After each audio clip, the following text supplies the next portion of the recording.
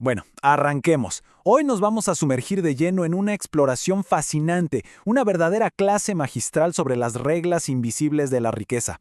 Vamos a decodificar el sistema que propone el libro El Código del Dinero de Raymond Samson. A ver, la sociedad nos educa con un plan súper predecible, ¿verdad? Matemáticas, historia, geografía, pero hay un vacío enorme. Nadie nos enseña realmente cómo administrar nuestros recursos, cómo generar valor real o cómo funciona el dinero a nivel estructural. Así que el objetivo de este análisis es desarmar de una vez por todas esa ignorancia financiera y reprogramar nuestro entendimiento desde cero. Y aquí surge una pregunta clave. ¿Por qué hay tanta gente que trabaja incansablemente toda la vida, paga las cuentas al día y, sin embargo, jamás logra sentirse libre financieramente? Es casi un mito universal pensar que simplemente sudar la gota gorda garantiza el éxito. Pero seamos honestos, la evidencia nos muestra otra cosa. Quienes alcanzan la verdadera independencia no siempre nacieron en cuna de oro ni estudiaron 20 horas al día. Lo que hicieron fue entender algo vital que la gran mayoría pasa por alto. Aprendieron a hacer que el sistema trabaje a su favor en lugar de solo intentar sobrevivir dentro de él. Para entender exactamente cómo lograron esto, nuestra hoja de ruta de hoy es la siguiente. 1. Reprogramar la mentalidad financiera. 2. El mito del trabajo duro. 3. Crear múltiples fuentes de ingreso. 4. El talento como un activo. 5. Invertir no es apostar. Y 6. El verdadero objetivo, la libertad. Empecemos entonces con la primera parte, reprogramar la mentalidad financiera. Y el subtítulo nos da la clave principal.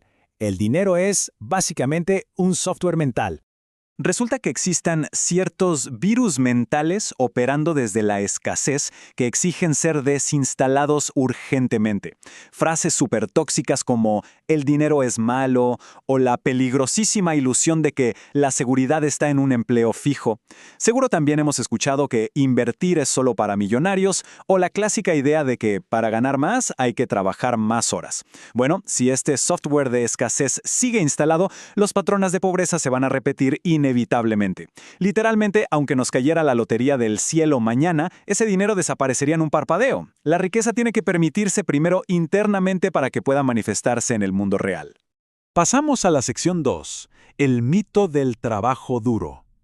Vamos a hablar del límite fatal de intercambiar tiempo por dinero. A ver, un día tiene exactamente 24 horas para todo el mundo. La energía humana no es infinita. Si nuestra única estrategia para generar recursos es vender tiempo, entonces el crecimiento económico tiene un techo de concreto armado. Y aquí el contraste de mentalidades es brutal. Quien tiene la mentalidad tradicional de empleado vive mirando el reloj. Piensa en horas trabajadas, pregunta cuánto pagan la hora y busca una falsa sensación de seguridad constante. Pero ojo al contraste, porque la mentalidad de creador o de emprendedor juega en otra liga. Piensa en el valor generado. No pregunta por tarifas horarias, sino que dice, ¿qué problema masivo puedo resolver para la sociedad? Y sobre todo, no busca seguridad, busca la libertad absoluta. Lo que nos lleva naturalmente a la sección 3, crear múltiples fuentes de ingreso, ese gran salto de la dependencia a la diversificación. Cuando ponemos frente a frente el ingreso activo con el pasivo, la diferencia es pura matemática. El ingreso activo nos exige sudor continuo, es el salario mensual o lo que se cobra por una consulta médica. Si el trabajo frena, el flujo financiero se detiene de golpe.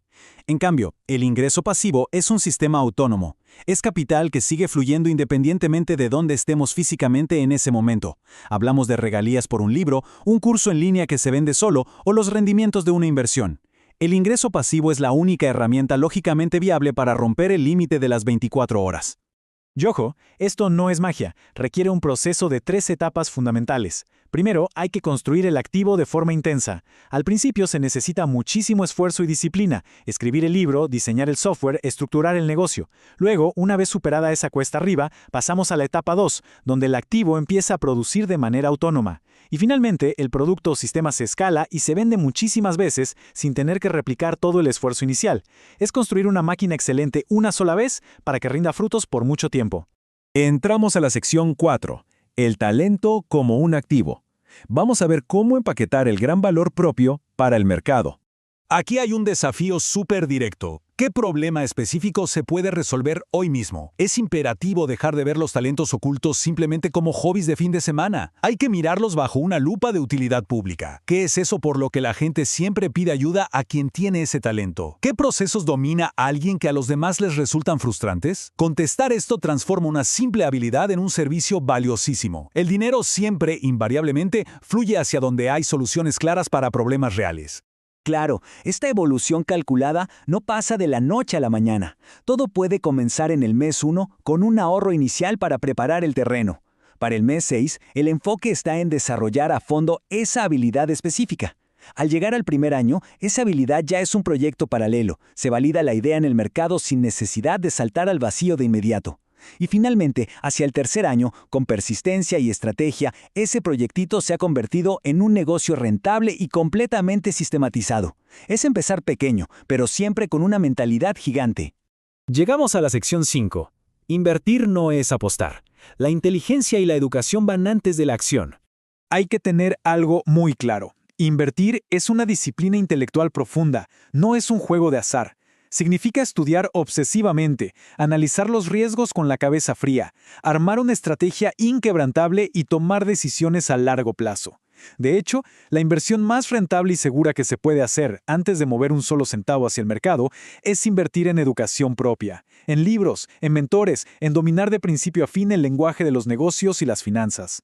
Y parte crucial de esa educación vital es entender la anatomía de las deudas. Existe la deuda pésima, esa que destruye nuestra libertad porque se usa para comprar cosas que pierden valor instantáneamente, solo para mantener una falsa apariencia de estatus. En la práctica, es financiar ansiedades a 12 meses sin intereses. Y luego en el otro extremo está la deuda óptima, también conocida como apalancamiento.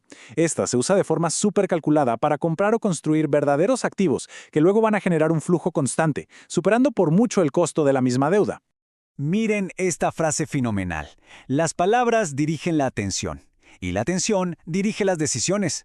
Nuestro vocabulario interno es el arquitecto de nuestro destino económico. Quienes operan desde la escasez simplemente dicen «no puedo permitírmelo», lo cual apaga el cerebro inmediatamente. La conversación termina ahí mismo. Pero quienes entienden las reglas de la riqueza cambian la narrativa y se preguntan «¿cómo puedo permitírmelo?». Ese simple giro de tuerca enciende la creatividad, fuerza a la mente a buscar soluciones profundas y permite detectar oportunidades ocultas incluso en medio de las peores crisis. Y así llegamos a la sección 6, la última, el verdadero objetivo, la libertad. Entender el dinero como una herramienta, no como un amo. Porque al final del día, la verdadera riqueza se mide en opciones vitales. Significa el poder absoluto de elegir. Poder decirle no a situaciones o entornos de trabajo tóxicos. Significa trabajar impulsados por un propósito genuino y no por la asfixiante obligación de pagar la tarjeta de crédito a fin de mes. Implica tener varias fuentes de ingreso y una resiliencia inquebrantable para sobrevivir imprevistos sin que el pánico nos paralice. Y por encima de todo, significa recuperar el control total del activo más irreemplazable que existe, el tiempo. La riqueza no empieza en el bolsillo, empieza en la mente. Esta declaración resume el cambio de paradigma definitivo de todo lo que hemos analizado hoy. Si pensamos como consumidores impulsivos, el bolsillo siempre va a estar vacío. Si actuamos desde la ignorancia, vamos a confundir el riesgo ciego con una inversión. Pero en el instante exacto en que asumimos la identidad de creadores de valor, viendo nuestro talento como un activo y el tiempo como capital semilla, la transformación allá afuera se vuelve solo una cuestión matemática de tiempo y disciplina.